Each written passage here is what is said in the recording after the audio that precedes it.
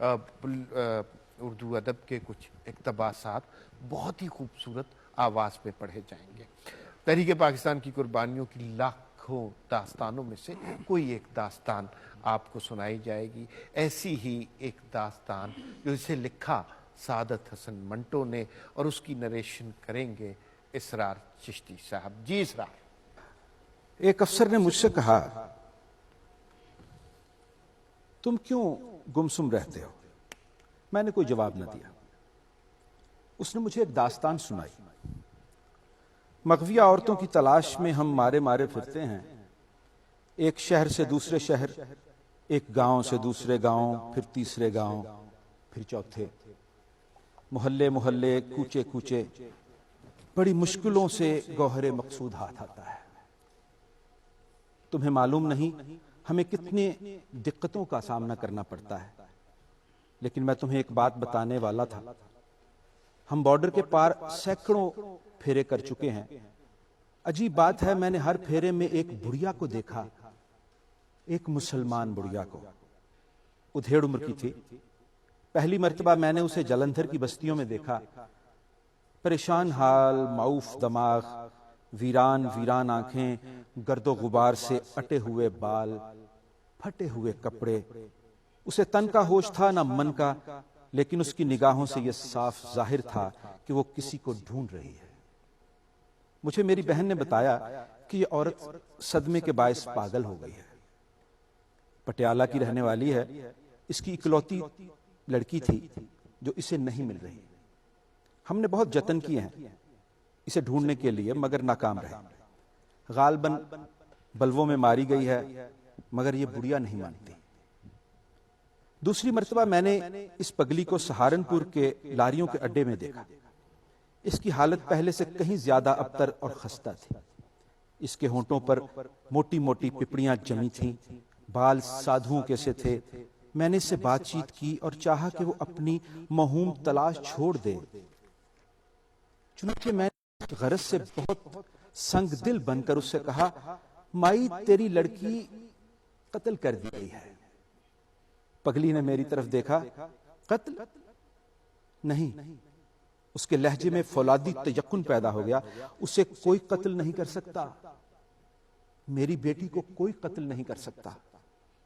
اور وہ چلی گئی اپنی موہوم تلاش میں۔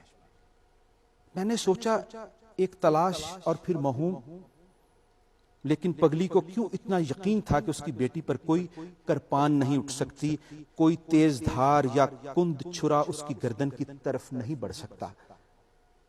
کیا وہ امر تھی یا کیا اس کی ممتا امر تھی؟ ممتا تو خیر امر ہوتی ہے۔ پھر کیا وہ اپنی ممتا ڈھونڈ رہی تھی یا اس نے اسے کہیں کھو دیا؟ تیسرے پھیرے پر میں نے اسے پھر دیکھا۔ اب وہ بالکل چیتھڑوں میں تھی، قریب قریب ننگی۔ میں نے اس کو کپڑے دیے مگر اس نے قبول نہ کیے۔ میں نے اسے کہا، مائی میں سچ کہتا ہوں تیری لڑکی پٹیالے میں ہی قتل کر دی گئی تھی۔ اس نے پھر اسی فولادی تیقن کے ساتھ کہا، تو جھوٹ بولتا ہے۔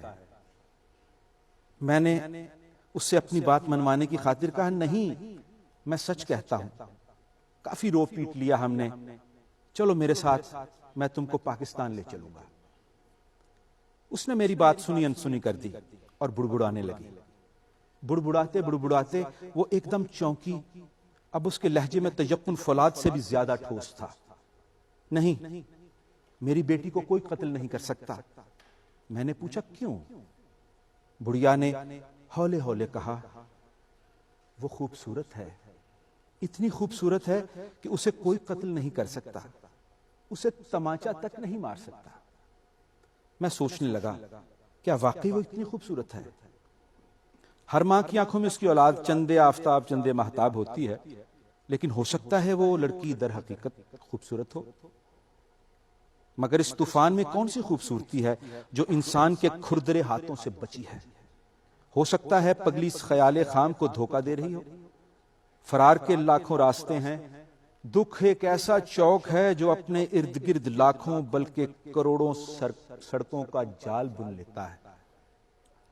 بارڈر کے اس پار کئی پھیرے ہوئے، ہر بار میں نے اس پگلی کو دیکھا۔ اب وہ ہڈیوں کا ڈھانچہ بن چکی تھی، بینائی کمزور ہو چکی تھی، ٹٹول ٹٹول کر چلتی تھی، مگر اس کی تلاش جاری تھی۔ بڑی شد و مد سے اس کا یقین اسی طرح محکم تھا کہ اس کی بیٹی زندہ ہے، اس لیے کہ اسے کوئی نہیں مار سکتا۔ میری بہن نے مجھ سے کہا کہ اس عورت سے مغز ماری فضول ہے، اس کا دماغ چل چکا ہے، بہتر یہی ہے کہ تم اسے پاکستان لے جاؤ اور پاگل خانے میں داخل کرا دو۔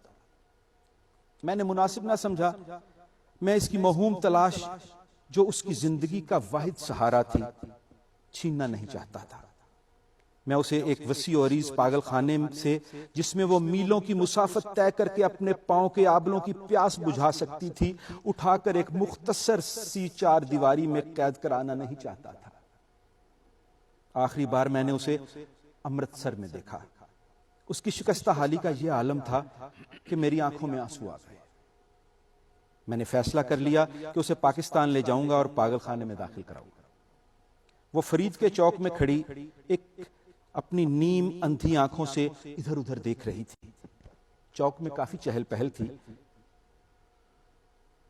میں اپنی بہن کے ساتھ ایک دکان پر بیٹھا ایک مغویہ لڑکی کے متعلق بات چیت کر رہا تھا، جس کے متعلق ہمیں اطلاع ملی تھی کہ وہ بازار سبونیا میں ایک ہندو بنیے کے گھر موجود ہے۔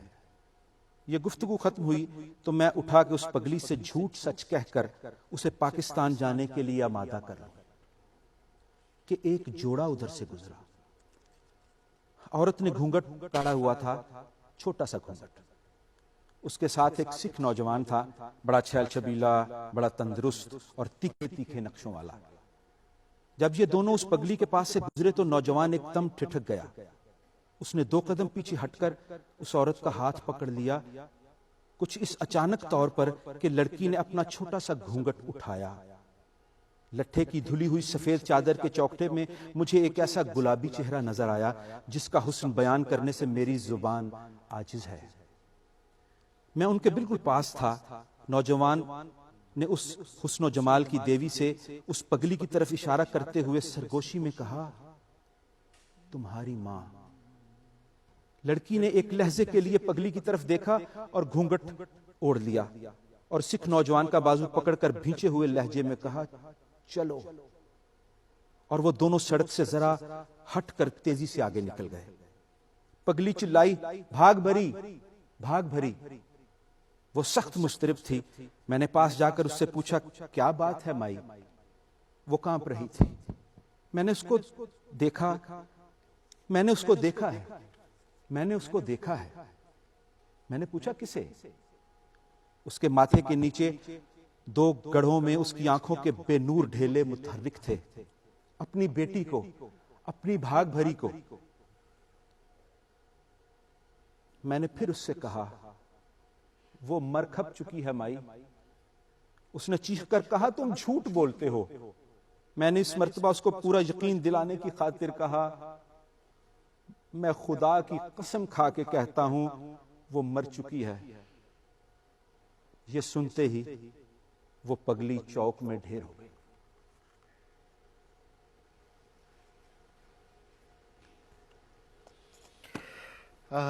ناظرین، ذکر ہو تحریک پاکستان کی قربانیوں کا، تحریر ہو سعادت حسن منٹو کی، اور آواز ہو اسرار چشتی کی، تو یہی سما بنتا ہے۔ بہت شکریہ اسرار، آپ نے بہت خوبصورت انداز میں اسے پڑھا۔ خان صاحب، اب آپ کے پاس آتے ہیں۔ یہ جو ماحول بن گیا ہے جی، اب اس میں آپ کیا سنائیں؟ جی میں ایک غزل پیش کرتا ہوں، کیونکہ ان باتوں کا ہم پر بھی اثر ہو گیا، تو میں نے ایک چیز اب چوز کر لی ہے تو اس حوالے سے۔ جی بسم اللہ۔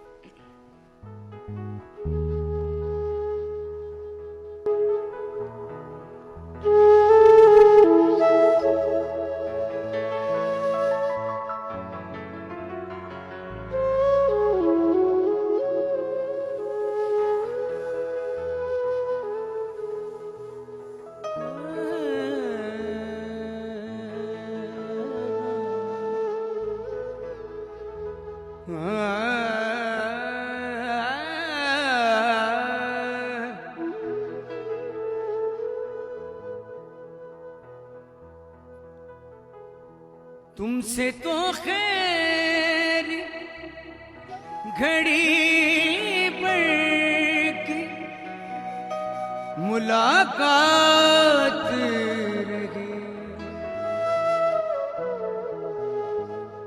تم سے تو خیر ہے گھڑی پر کی ملاقات رہی،